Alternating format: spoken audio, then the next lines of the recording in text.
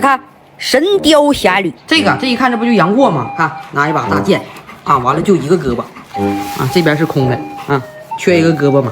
这是小龙女吗？看端庄哈，穿一身白，完他也拿个剑，这一看这不就雕吗？